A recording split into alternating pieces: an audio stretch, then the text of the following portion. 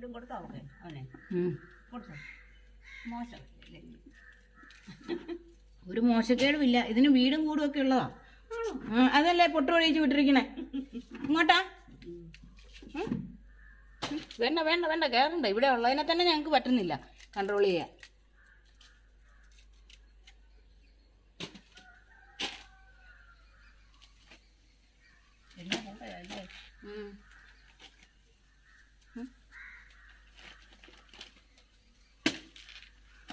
മുത്തിനെ അന്വേഷിച്ച് വന്നിരിക്കുന്ന